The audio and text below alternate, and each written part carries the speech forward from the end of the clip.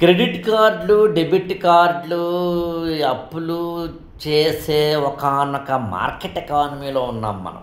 నేను ఏమని చెప్తానంటే, చాలామంది అంటే క్రెడిట్ కార్డులు, డెబిట్ కార్డుల మీద నాకు అవగాహన లేదు. అప్పులు చేయడం మీద మాత్రం నేను కొంచెం ఈ వాక్యాలు కొన్నది ఈ వీడియోలో చెప్పాలనుకున్నాను. అప్పులు చేయడం అనేది నా దృష్టిలో 3 రకాలు. ఒకటి ఏంటంటే ఇన్వెస్ట్మెంట్ కోసం అప్పు చేయడం. అంటే ఇల్లు కడతాం, అప్పుడు బ్యాంక్ లోన్ తీసుకుంటాం. లేదా ఏదైనా వ్యాపారం పెడతాం, అప్పుడు ఎవరి దగ్గర నుంచి అప్పు తీసుకుంటాం. ఏదైనా మొత్తం మీద ఇన్వెస్ట్మెంట్ కోసం తీసుకునే అప్పు, అది కొంతవరకు తప్పదు, లేదా ఓకే. రెండవది అవసరాల కోసం చేసే అప్పు. నాన్నకి హార్ట్ ఏదో ప్రాబ్లం వచ్చింది, హాస్పిటల్లో జాయిన్ చేశారు, వెంటనే డబ్బు కావాల్సి వచ్చింది, ఎవరినో ఫ్రెండ్నో ఎవరినో అడుగుతాం. లేదా ఏదైనా ఒకటి ఒక ఇంట్లో పిల్ల పెళ్ళి, దానికి అప్పు చేస్తాం, అంటే అవసరం కోసం చేసే అప్పు.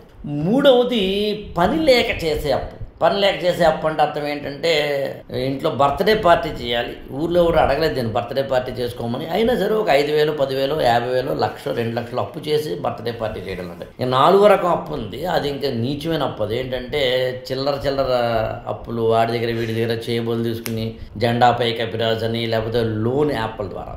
ఏదైనా క్రెడిట్ కార్డ్ అంటే నాకు తెలిసి సింపుల్ చెప్పాలి అంటే, నీకు నేను ముందే డబ్బులు ఇచ్చేస్తున్నాను, అన్నీ ఖర్చు పెట్టుకో, తర్వాత నాకు పే చేయని చెప్తాడేమో బ్యాంక్ అనుకుంటున్నాను నేను. ఏంటండి ఎక్కడికి పోతున్నాం మనం? అందుకని అప్పు చెయ్యొద్దని డిసైడ్ అయ్యి, అప్పు ఇవ్వద్దని తీసుకోకూడదని డిసైడ్ అయ్యి, అవసరార్థం కోసం చేసే అప్పులు తప్పదని ఒకటి మాత్రం మినహాయిస్తే, ఇన్వెస్ట్మెంట్ కూడా నీకు వ్యాపారంలో లాభాలు వస్తాయో లేదో తెలియకుండా, ఇంటికి కనుక లోన్ తీసుకుంటే మళ్ళీ రీపే చేయగలనో లేదో తెలుసుకోకుండా అడ్డదిడ్డంగా చేసే అప్పుని నేను ఇన్వెస్ట్మెంట్ అప్పు అన్నాం. మొత్తం మీద డబ్బు పట్ల భక్తి శ్రద్ధ ఉన్నవాడు, జీవితం పట్ల విలువలు తెలిసినవాడు, కొన్ని ప్రిన్సిపల్స్ పాటించేవాడు, అప్పు అనేది ఎప్పటికైనా ముప్పని అనుకునేవాడు, అప్పు చేసి పప్పుకోడు మంచిది కాదని అనుకునేవాడు. నా దృష్టిలో ఇవాళ అనవసరంగా పెళ్ళిళ్ళ కోసము, బర్త్డే పార్టీల కోసము, పనికిమాలిన ఫంక్షన్స్ కోసము అప్పులు చేయాల్సిన అవసరం లేదని, తప్పని పరిస్థితుల్లో ఆరోగ్యం లాంటి వాటికి, పిల్లల చదువు లాంటి వాటికి అప్పు చేయడం తప్ప మిగతా దేనికి చేయకూడదని అనుకుని, వాటికి కూడా చేయకుండా ఎలా ఉండాలో నేను వేరే వీడియోలో చెప్తాను. ఎప్పటికేమైతే మాత్రం అప్పు చేయొద్దురా తమ్ముడు.